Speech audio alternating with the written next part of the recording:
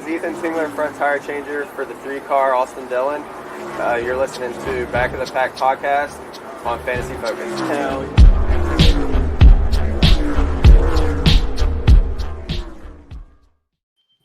What's up, everyone? Welcome to episode number 29 of the Back of the Pack podcast here on Fantasy Focus, brought to you by the Original Hooters in partnership with Monkey Knife Fight. We are post O'Reilly Auto Parts 500 at Texas. Shout out to the 3-car Austin Dillon, our boys. And we are headed into the Superstart Batteries 400 presented by O'Reilly Auto Parts. I almost got that right. Hey, gents, doing? Doing great. It was an entertaining race, someone we didn't expect to win. I always think it's a great thing for the sport, a great thing for the sponsors. It was entertaining to see, and I'm excited for some Thursday night racing. Yeah, I mean, this race name beats the hell out of Bariatric Solutions 300. I will give them that. We're off to a dazzling start here on this show, just talking about car batteries instead. I'm all for it. A little more topical. O'Reilly Auto Parts just dominated. Well, is it? I mean, I think there's a little bit of viability on both ends here. What we had big machine lube, we had some bariatrics, and now we have some batteries. We're doing right. We're covering the full spectrum. We got hand sanitizer. We got it all. Yep. Oh, man. But it's great to see Austin Dillon win it, the 3-car. Shout out to our boy Tingler, Ethan Tingler, the front tire changer. You hear him in our intro there every week. Excited for him. His first Cup Series win, correct, Freeman?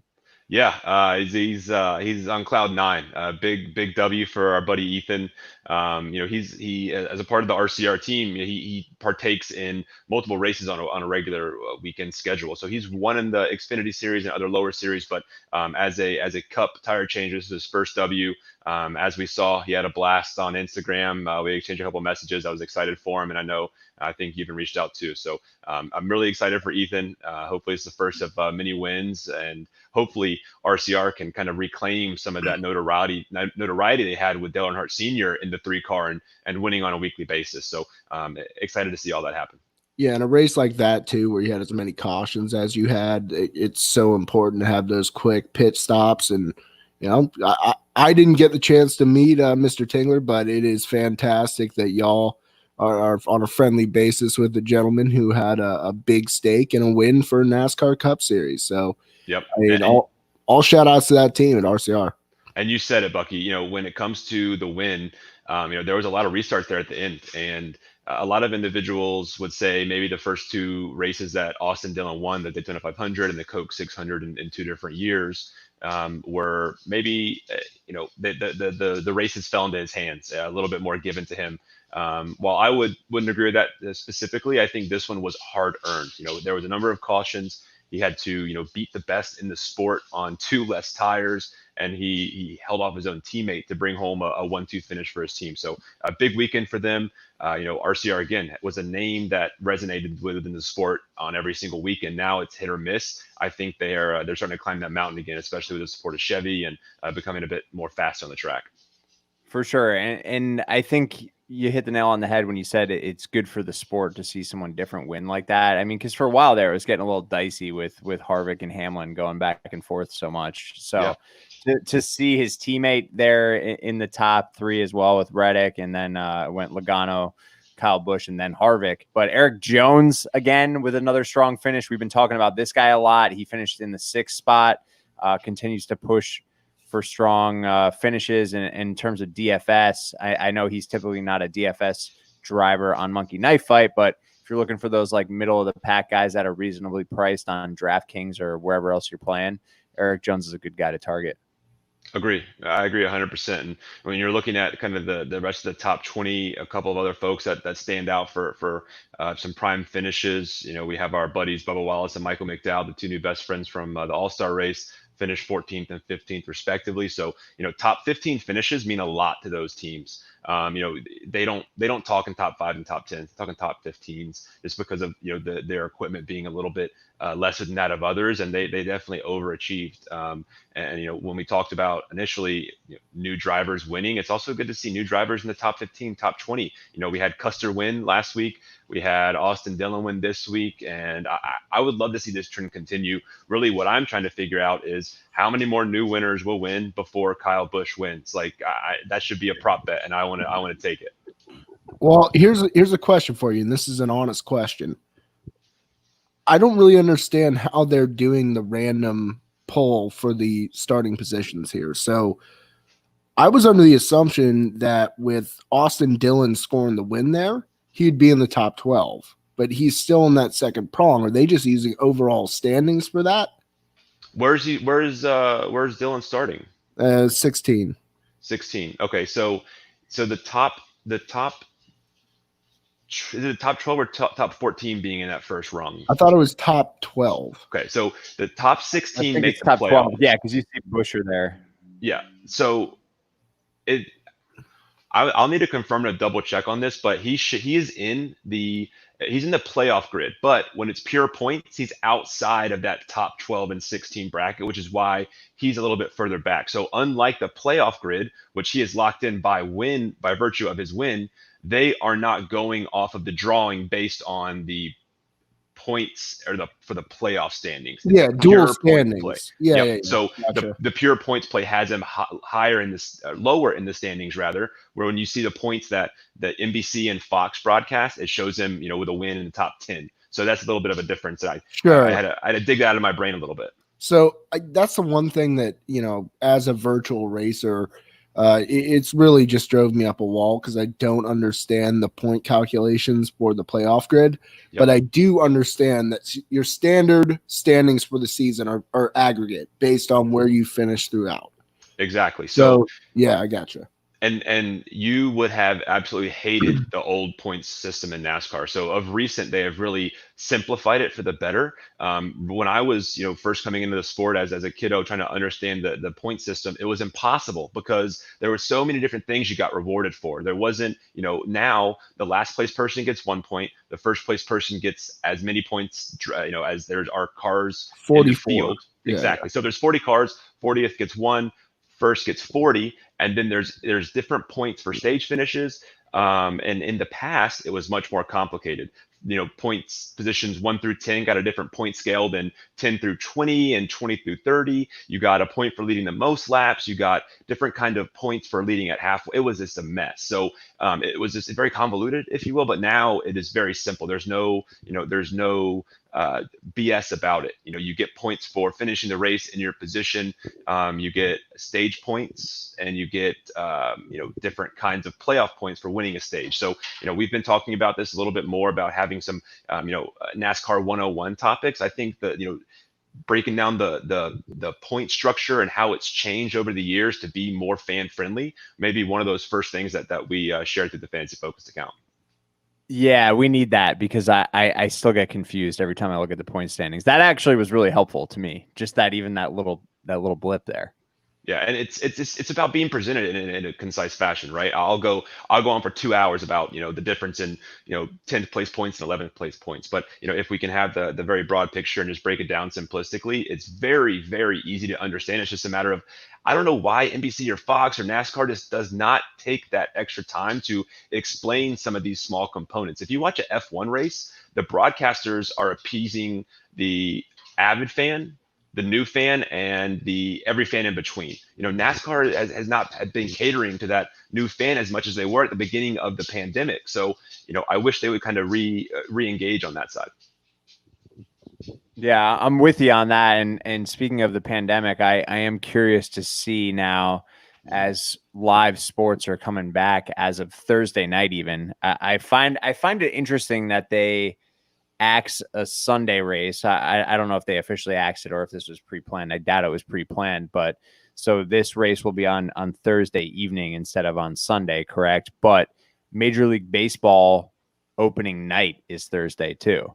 So for me, I've kind of lost interest in baseball. I know I'm wearing a baseball hat right now, and San Fran plays LA tomorrow night after the Yankees play the Nats, but I'm kind of leaning watching the NASCAR race over opening night in Major League Baseball. Dare I say it? Making me proud.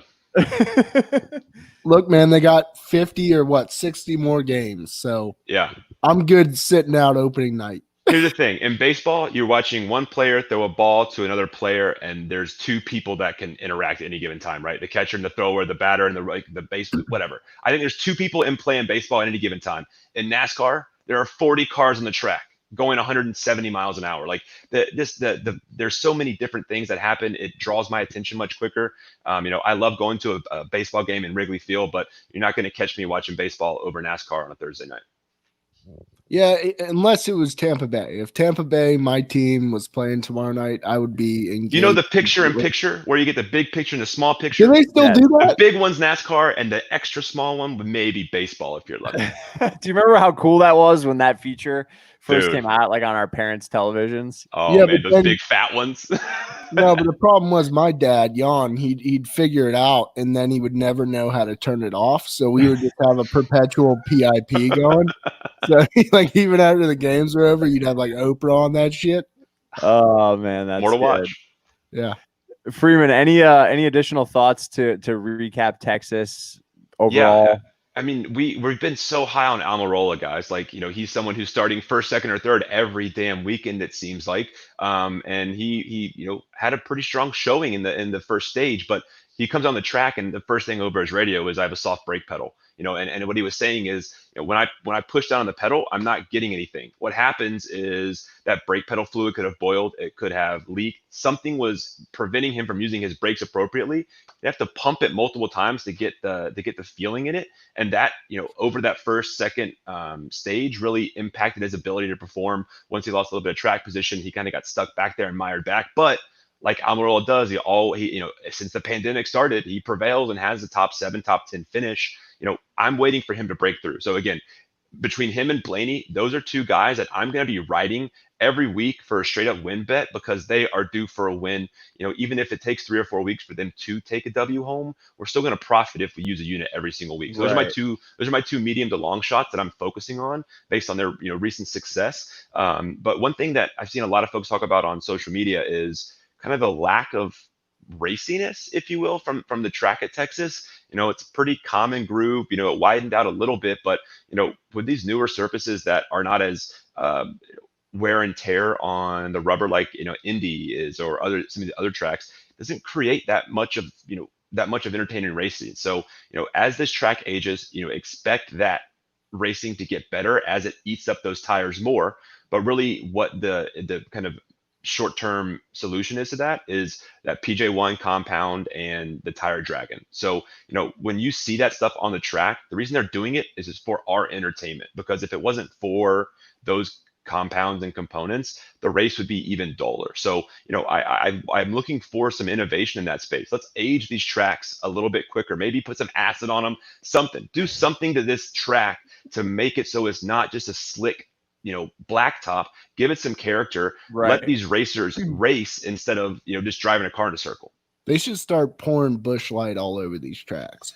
Right, just make them real sticky. Yeah, it's funny you say that. So I don't know if it's outlawed anymore, but in the past few years, you would go down pit road on any given day and you see drivers and pit crew members shaking up bottles of Coke and spraying it all over their pit box. And what that does is it gives them grip, not only on their feet, but also on the tires. So every little thing is being examined and trying to figure out how to get grip everywhere, even on pit road. So I'm glad you brought that up. That was something I hadn't thought about in a while. That's awesome, man. And I learned so much in the initial episodes of this podcast about the compounds and such. I had no idea that type of stuff went on in NASCAR. So I always find that really interesting, but I agree, like we're still essentially in quarantine in most states and most areas. So educate the new fans on that on TV, like talk about that stuff more. Yeah. But overall, we haven't been great on our winners lately, but we've still been killing the DFS game. We did well last week. I went back and looked. I didn't have to deposit today, which is nice. I even got some baseball monkey knife fight picks in. So if you guys have never played, make sure you use code FOCUSED when you deposit for the first time, 100% match bonus. But we shouldn't expect too much more excitement headed into Kansas, if I understand correctly. What's the scouting report on Kansas? It's another one of those chalky tracks. I mean, you look at Racing Reference and some of these stats, and you can take a guess at who's won there the most over the past few years. You got Harvick there, who's got a number of wins under his belt. You got Jimmy Johnson there neck and neck with him. And then the most recent race there, Denny Hamlin won. Go figure, right? So you have Harvick and Hamlin front of the pack. Going into this weekend, Harvick is a plus 400 to win. When Bush was at his prime, he was at a plus 300 to win at the beginning of the pandemic before he even won a race. So if Harvick wins this race, I expect him to be closer to a plus 200 come next race, because he is just going to start running away with it. And it's shown. You look at Racing Reference and these sheets that we put forward in front of our podcast every week, and it's like Kevin Harvick at the top every single time. He knows how to wheel, he knows how to deal, and again, he's starting on the pole. So at least start him in 10th or 12th. There needs to be a Harvick rule where he can't start on the front row if he's won in the past year or something. I don't know, something crazy. Right. Any concern over the Apple car again? Oh, is he racing the Apple car again? Oh yeah. Have you tried the Apple beer yet, Buck? No, I can't find it. Not even on Drizzly? I went on a mission on this past weekend. Couldn't find it. They don't let Apple beer in Florida, I hear. Would not get that pissy shit out of here. Yeah. If he's driving the Apple car, I have a little bit less faith in him, but I still think he has a lot in the tank to pull one off here. I hate to keep picking Harvick. Just kind of my knee-jerk reaction here. I'm heavier on Blaney. I think he's someone who is in the right place at the right time. A lot of the weekends, just strategy has really bitten him in the ass. If that race would have gone longer this past weekend, I think he would have been able to drive to the front and take a W2. But again, I think he is leading the Penske stable. Of course, Harvick is leading SHR, and I think Chase Elliott is taking the banner for Stewart Hall, or not Stewart Hall, but for Hendrick. One of those two drivers are going to take a win. I don't think a Toyota is going to come up there and challenge. It's going to be a Ford. It's going to be a Chevy. And if I had to put my money on it, definitely going to be a Ford from SHR. I like it. Yeah. And, Blaney's been racing pretty well lately. But I mean, just you said it, to go to the odds here. Vegas obviously agrees with history here, but Harvick top 5 finishes in 6 straight starts, including 2 wins. Naturally, he is the favorite here. I believe he's won here 3 times. He's plus 400. Chase is plus 500. Truex Jr. plus 6. Denny 7. Kyle Busch somehow still plus 750. He ought to be plus 2,000 by now. Keselowski plus 900, and then Blaney down there at plus 1,000. So if you're going to keep throwing your dart, like you said, eventually if you're just putting a unit on this, it's going to pay tenfold if you continue to stay consistent on the guys you like. And Vegas has seen those exact same things happen too. If we think back, I don't know the exact numbers here, but Blaney and Almirola were closer to 2,000 in weeks past. Now they're closer to triple digits than they are to 2,000. So as they start to encroach on that plus 800 plus 1,000 area, the value is not going to be as present. But I still think both of those guys will. I'm confident Blaney will win before the playoffs. Jury's out on Almirola winning before the playoffs, but I think both of them will win before the year's up. Yeah, it is interesting to look at that line movement on a week-to-week basis, because I did just look. Almirola's at plus 1,600, so he's definitely creeping up there. He was plus 2. Right. Eric Jones, though, another guy we just talked about, plus 2,500 if you're looking for to throw a dart behind your back type of scenario. Yeah, and Eric Jones, he's been a top 5, top 8 driver at Texas every outing. So if there's anything I'm going to do next time we're at Texas, is I'm just going to put the house on Eric Jones for a top 5, top 10, something, because he's just, when his consistency is there, he's just so consistent. And while his teammates may outshine him a bit, he's kind of flying under the radar, waiting to pounce, because he's racking up these 5, 6, 7 top 10 finishes, top 8 finishes, and really showing some strength. Love me some Eric Jones. Always will. Love it. All right, so we have no qualifying or practice for the rest of the year, correct?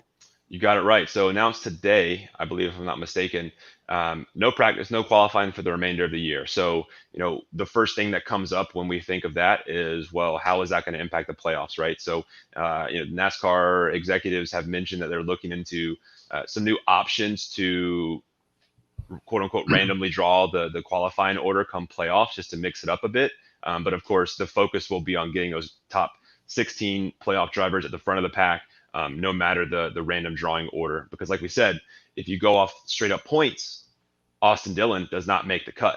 He is in that second tier. But if we're using playoff points, he has made the playoffs by virtue of that win. So what point system are we going to go off of? How are we going to randomize these drawings? How do we differentiate it every week?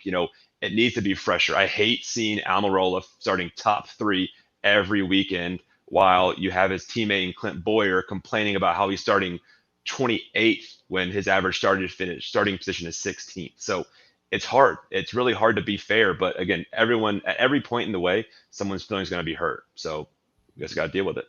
I just think it's kind of hurting the sport a little bit currently. You don't have Product, you mean, on the track? Yeah, those Cinderella moments, look, Eric Jones is a great example, right? So Eric Jones feels at home in Dallas. He loves racing that track. You know he's going to go out there and put up a great qualifying number, and he'd likely be starting in a better position than what he was, right? Mm-hmm. He does. He claws for that. What did he finish? Sixth? Yeah, claws for that finish. And then, he gets a kick in the dick starting at 21 in this race. Yep. So the qualifying for me, based on virtual race experience, is the entire race. Like everything that I focus on going into that is practicing for that best lap. Yep. And if you can nail that best lap with no traffic on the course, cutting your own angles, that is everything. Like that shows who has the most polish on that track, is who can go out there with nobody around them, no drafting, and truly rip that car. Right. That's the best representation of that polish, of that command on the racetrack. The fact that we're missing that and we're just getting these random circulations of the same drivers in the same sectors, it's hurting me a little bit race to race, because it's so easy to key in on 4 or 5 drivers. Yep. And you don't have those Cinderella moments of, you know what, this guy just straight dominates on this track. He might be struggling to maintain top 20 finishes on every other track, but he goes out there, he qualifies, and he could end up starting 1. You start 1 on a racetrack, you're in great position. Yeah. Ask Harvick. Well, let me ask you this, Freeman and Bucks. That's a really interesting perspective. I guess I never really thought of it that way. Why are they doing this? Is it just because of COVID? Like, have we really seen that big of a spike in NASCAR employees in terms of COVID testing? Keep people why are they doing less days on the preventative measure? Yeah, because right now what they do is it's more or less a one-day show. So, like for example, this weekend for Kansas, the race is tomorrow. Today is Wednesday. The race is tomorrow, Thursday. A lot of the cars packed up and shipped out last night in their haulers. So they're getting there probably around this time. They will be out of there by probably midnight tomorrow night. So they want to get these drivers and these teams in and out as quickly as possible. And specifically for this reason, this is a track that doesn't have as big of an infield as a Talladega or Daytona or some of these bigger tracks. So we have 2 truck races and an Xfinity race this weekend. They want to get Cup in, get them out, not have so much sticking around, because if you have practice and qualifying, those are on different days. So they're going to have to stagger events where truck, Xfinity, Cup are all going at the same day. And that creates a logistical nightmare from a testing perspective, because everyone's being tested every time they come in and out. So one, it's a big cost saving initiative for the teams. Less people, less fuel, less tires, all that stuff, less resources is cheaper.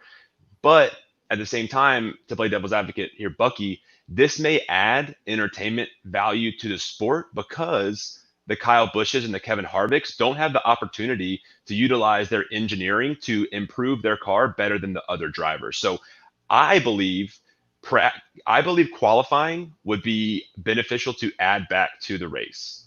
I do not believe excessive practice sessions would add value to the race, because it's giving the best people more opportunity to use the best equipment to make their car better.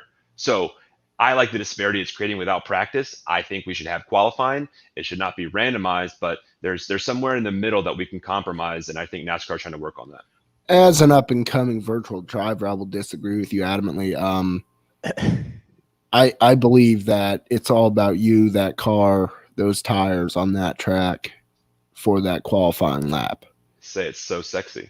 That's how I feel. I put everything into my qualifying lap, man. I think it is about qualifying. What would be great is pull the car off the hauler and take 1 qualifying lap with no practice. Like you want to talk about seeing people go balls out. You will see more crashes in qualifying than you ever will if there is no practice. But you give everyone an opportunity to make a fast lap and dictate their starting position. I think that would add a ton more value to the starting lineup again. And qualifying is fun to watch when it's Right. when it's very contested and competitive. So, if qualifying acted as your first time on the track for the weekend, I think that would create a lot more entertainment and go against some of the concerns of this random order drawing stuff. Well, couldn't you make the argument though that no qualifying and no practice is creating more danger for the drivers and the teams themselves? Like, you're going out there cold. Yeah, I would say that would be as technology in the sport has advanced over the years. With every passing year, the safety bit has increased. So I think that they are safer with every passing weekend, every passing year. But if this was 10 years ago and we didn't have qualifying or practice, like I wouldn't be one of the first 15 cars into the turn because shit was going wrong all the time back then. It takes a ballsy person like Kevin Harvick to take the green flag, go down into turn one at 160 miles an hour before no other car has touched that surface. Like that is some scary shit. So, I don't know. It isn't safe, maybe, but there's entertainment to be had here. And I think they can play with it a bit more to optimize, what they're putting on the track. Well, that's a big thing that you mentioned there is that while to a certain extent, Levy, yes, it is a bit scary if you're going in, like say if you're going in for qualifying without practice, that to me is scarier than going into the race without qualifying or practice. And the reason I say that is you can make a far more fatal mistake in terms of your adjustment to certain things on the track when you're by yourself, because you don't have the ability to watch the other cars where they're slotted by nature of where you are. If you're inside, outside, you're going to behave differently during those first few laps of the race. Unless you're in that first 6 drivers, you're going to go ahead and you're just going to cruise with your guys. You're going to try to stay on the man in front of you. They will see the path for you, and that will come from the drivers in front of them. And you see that once, even in NASCAR heat, you line up, you're behind these cars. I feel a hell of a lot more nervous in qualifying than with other cars around you once you're used to being a professional race car driver. Like you just feel good with the other cars. You feel at ease with the other cars. And unlike a street car, when you're on the highway, if you're behind the wheel of a NASCAR and you are coming to the green and you have your head up, you aren't seeing through 2 or 3 cars ahead of you. Because of how tall these spoilers are, how many roll cages and bars are inside these vehicles, you're lucky if you can see out of the person in front, out of the window in the person in front of you. So, you are kind of flying blind a lot. And, we were talking about, it's kind of nervous for those, individuals to drive down in the turn. When they take the green flag, like Kevin Harvick, for instance, the term that comes to mind is the leader cleans the track. So as the leader, you have the clean air, but if there's something on the track, you're hitting it first. It's like the tall guy walking on the sidewalk, running into all the spider webs. It's the exact same thing. And there's advantages to being first some weekends. There's advantages to being, 7th or 8th on the starting grid. So again, I think that's what makes NASCAR so great is there's so many different things to analyze and worry about. And it changes every week from track to tire compound to packages and everything like that. Man, that might just be my new favorite, sexiest NASCAR phrase ever. The leader cleans the track. There you go. I'm naming episode 29, the leader cleans the track. We're cleaning the track, boys, because we're leading it all the way through. All right, let's speaking of cleaning, should we get into our monkey knife fight picks? Let's continue to dominate, shall we? Let's dive in. We've been doing the rapid fires lately.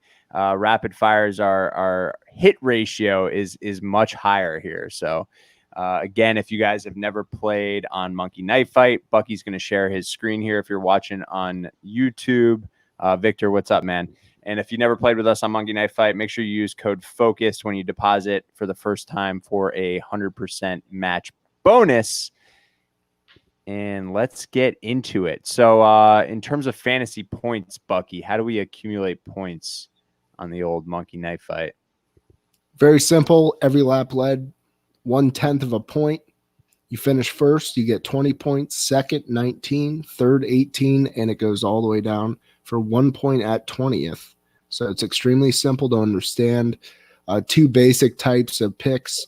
You have more or less, where you simply need to get 2 out of 2. And essentially you're just betting more or less this set number of points per the driver.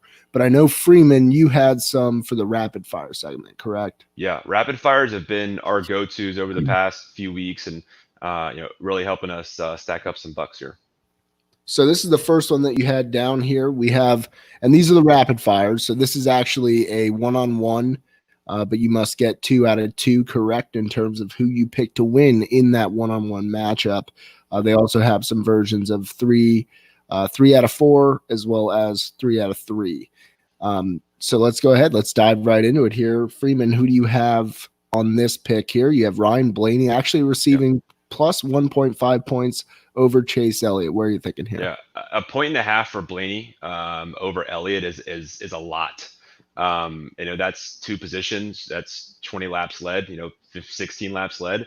I'm going to favor Blaney here. He's had a hot hand of recent. Even though Chase won the All-Star race, Blaney has shown speed from the Penske stable in his Ford across these tracks for the past few weekends. So, and then beside him, we have his teammates here. So all 3 of the Penske drivers in this lineup here. When I'm looking at this straight up, Joey Logano and Keselowski have been finishing beside each other, around each other, racing a lot.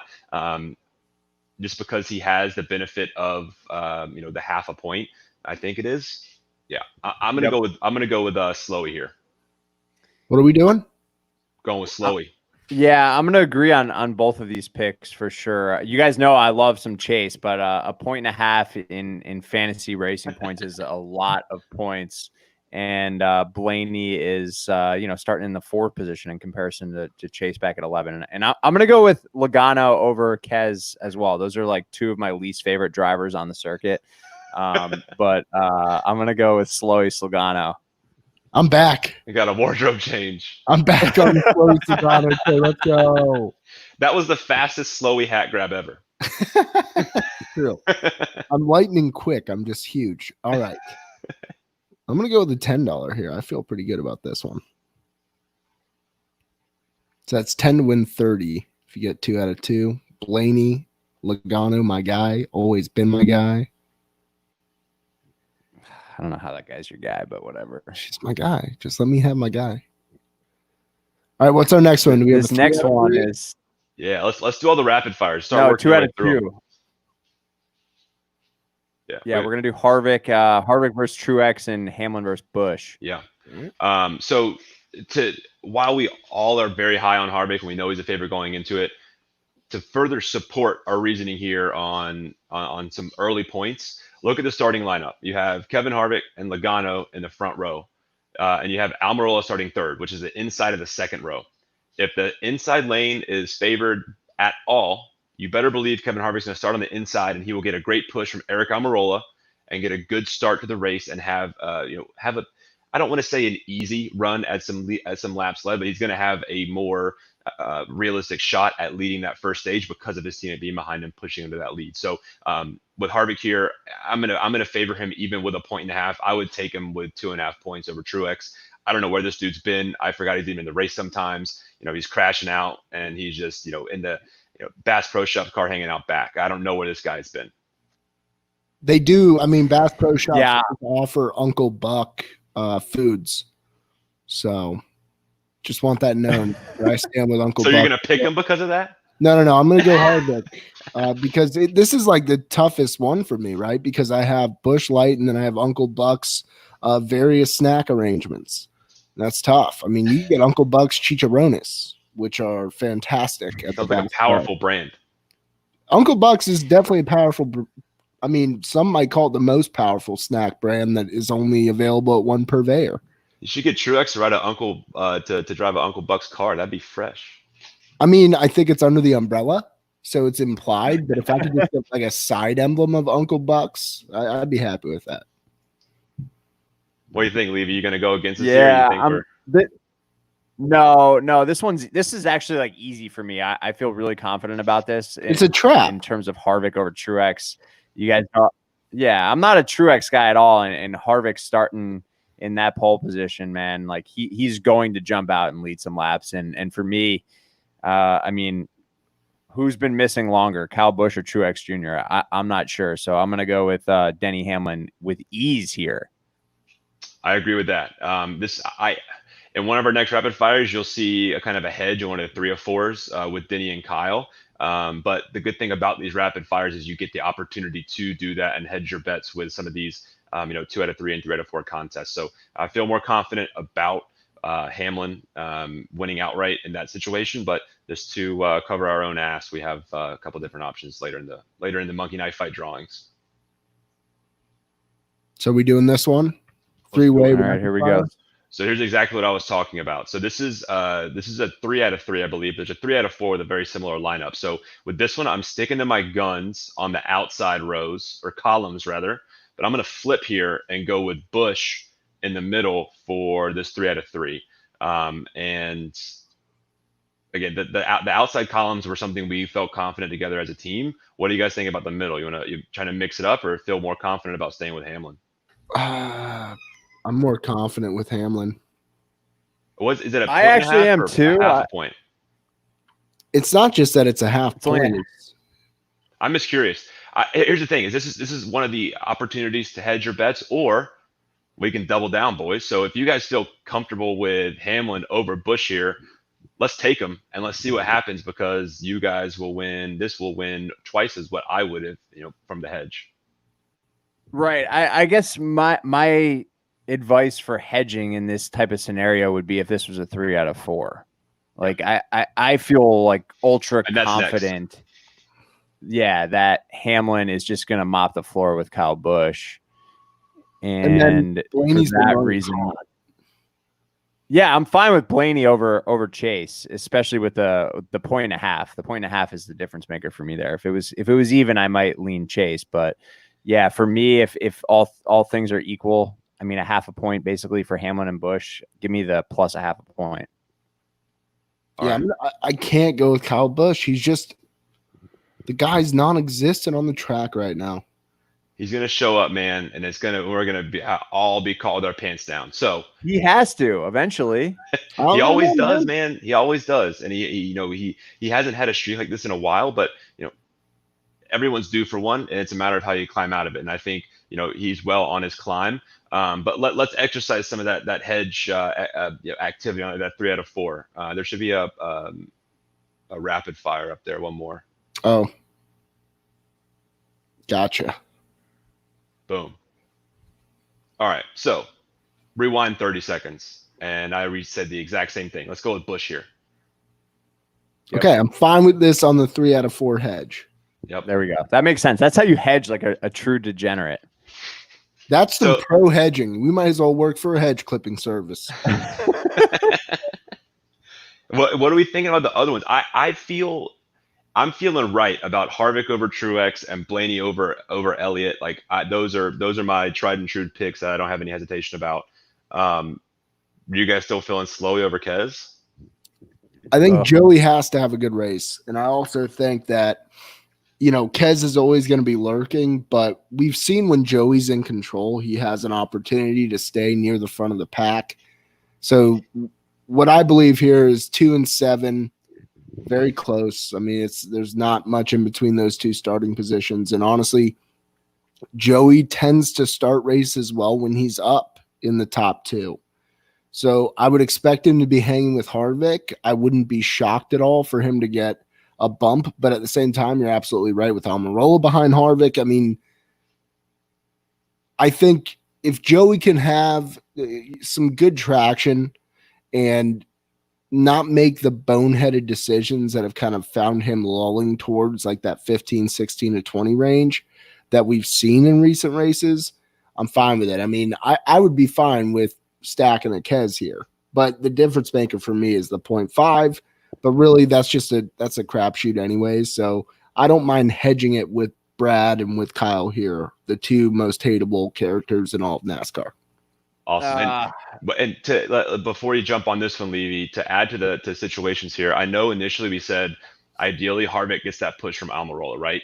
But let's say that the outside groove is favored to start the race. With Almirola on the inside, he can fall back and not give Joey a benefit of a start, and by happenstance benefit Harvick. So no matter where Harvick starts on the inside or the outside, I think he comes out of turn 2 with the lead because of either Almirola's help or lack thereof helping Joey Logano. So I don't think Logano is going to lead a lot of this race. I think Harvick is going to lead a lot of this race. There's going to be someone that we don't expect to be in that top 2, top 3. They're not going to be on our Monkey Knife Fight lineups, but I think Harvick is the one that is going to lead a lot of that first stage, get an early lead.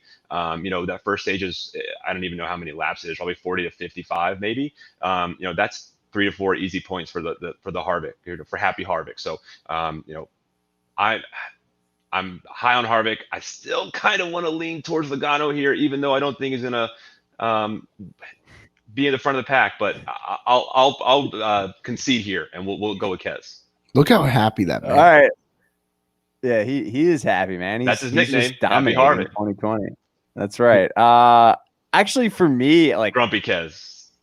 I hate Kez more than I hate Logano. So for Lesser me, of two and evils. hey, Logano has momentum right now. And like Bucky said, I don't think he's going to come out and lead this race, but I feel like he's going to, and not that it matters for Monkey Knife Fight points, but I feel like he's going to hover around the top 3 for the first stage. Hopefully he finishes near that in terms of Monkey Knife Fight points, but I see him having the hotter car right now over Kez.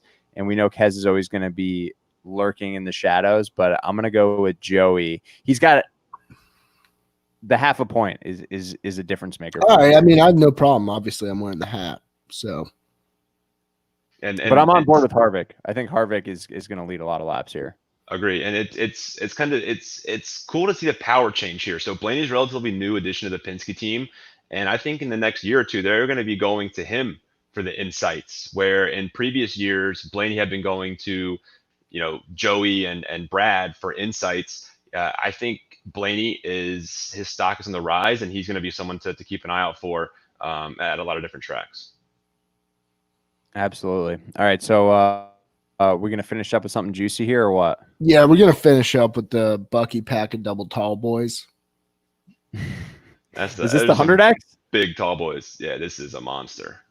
What is this? 8? 1, 2, 3, 4, 5, 6. Yeah. Oof. All right, hit us with it, Bucky. What do you think about Harvick here? That's ballsy. All right. Everybody less. Wow. I would love to ask Monkey Knife Fight if they could let us know if there's ever been one of these, 70 or 100X contests where every driver had scored less than the presented point value, because that would be the biggest tease in the world. Well, that would be awesome. Here's my thinking. I want to use this as a hedge opportunity, right? Like if all of my picks for the most part go wrong, aside from Blaney and Logano, then I have a shot here at a twofer. So 18.5, as we've seen historically, is a lot. And that's why I think we've been doing so much better on rapid fires. 18.5 pretty much means he's got to finish 3 or higher. And he's got to lead about 30, 40 laps. And with all the cautions at the end of races of recent, that only increases or decreases the likelihood of that happening. Every caution, when your driver's in the top 3, you should be shaking in your boots, because in NASCAR, in the last 30 laps of a race, when it comes to cautions, everyone is contradictory to everyone in front of them. So the first 3 drivers are sitting ducks. If they stay out, everyone behind them is pitting. So I hate when a caution comes out and my driver's in the top 5, because I feel like my money's going down the hole. So again, we have to think about these situations where a lot more crashes and issues are happening at the end of the race that are going to ultimately impact the outcome. So my whole reasoning here is Logano winning, Blaney coming in the top 3, Elliott also coming in the top 3, and then Kez snaking out of top 6. There you go. And if any of them lead 6 laps, that's going to be a big help to overcoming that half point. And that's something that I realized in like the All-Star race and things like that is Harvick past Hamlin on the last lap and beat him by 1/10 of a point. Yep. That hurt real bad. So, thinking of some of those things, and, 2 of these 4 drivers that you have more for are going to lead laps, and that's going to make the difference in a couple, fractional points. So I like the move here. I think you're 100% right on. We were overshooting some of these points because 18.5 is a lot more than what it sounds like. It's just too much. It's too muches. Unless you truly believe that they're going to win the race, right? But I mean, for a while there, I remember when we first started doing this, there was like Kyle Busch was at like 21.5. Come on. Yeah, and you could take the field in an Xfinity race and bet against Kyle Busch. Like it's crazy how the things have changed over the past few weeks and dynamic of the sport. Arguably, I don't think there's any other sport where there's more volatility in the who's hot kind of thing. While Harvick, of course, arguably he's been staying on top of that chart. 4 through 12 has been shaken up every single weekend. So they're giving us something new to be excited about and look forward to. Love it, man. I'm dabbling in some Major League Baseball monkey knife fight Thursday night as well. So I just goosed my whole account. Don't be throwing your money away there, Levy. If you just followed Freeman and I, you'd be doing a lot better, bud. We've been telling you this now for a month. You could have way more money to bet on your baseballs. Listen, yeah, they caught the mistake last week with Chastain, so we got refunded all that money. Briscoe, man, I wish they would have at least gave us a little bit of love for like throw me some free play because instead of the $59 I got with my refunds, like I would have been at like 159 probably. Well, I mean, you say show us some love, but we legitimately targeted every single one of the challenges with him. We're opportunists here on the Back of the Pack podcast, Bucky. We certainly are, but I don't want to. I'm not going to be sitting here begging. You watch your mouth. Don't say those things. Would we have won all those though? I think we would have. I'm not sure. Yeah, I think so. Like we dominated last week. You better believe if they would have if that would have been a loss, Monkey Knife Fight would have.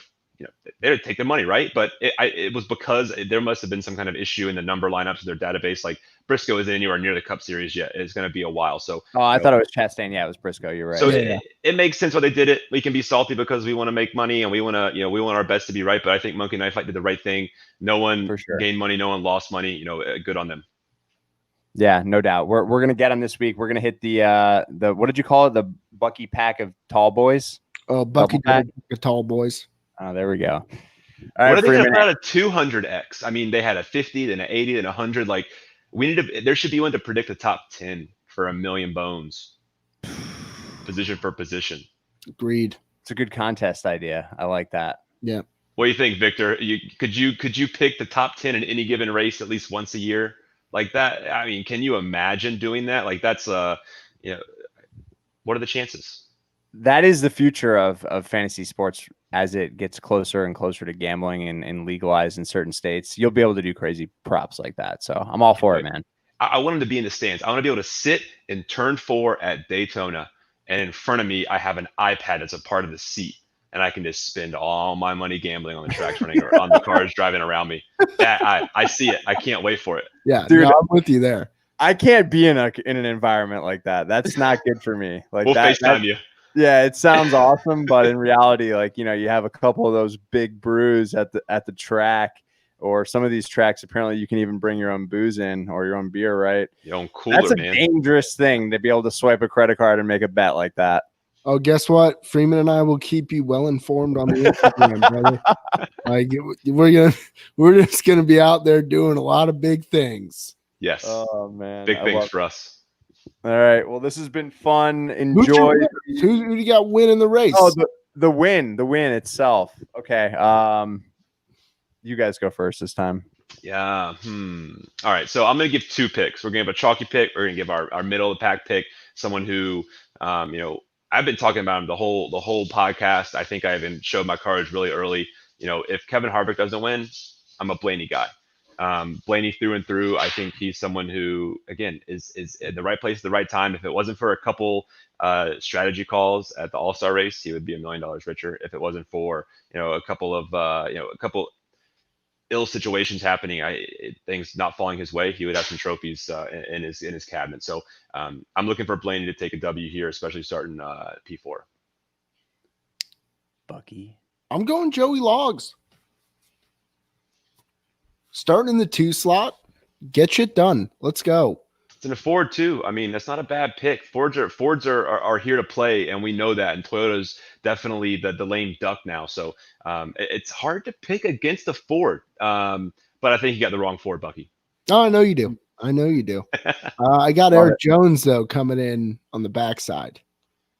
Sneaker, All right. little Fair sneaky enough. sleeper pick. I dig that. 21. I'm gonna go. Cautions, by the way. I know it's not popular. Toyota's not popular right now, but I think this guy is just he's ready to rub it in your face, Freeman, and didn't race well last week. But I like the odds of what plus 700, plus 750 on Denny Hamlin, so that's kind of my lock. I am. We faithful haven't seen to Denny that high in odds in forever. That's what I mean. Where's he been? So to me, that is good value on your units. So I'm going to go with Denny, but I love Harvick. I really do root for him a lot. But for my back of the pack pick, if you will, or my sleeper pick to win or top 3, I'm going to go with my Tampa boy here. And I think Almirola is going to do it this weekend. This is when he finds Victory Circle. Is that what you call it? Victory Circle? Victory You Lane? call it whatever you want, Levy.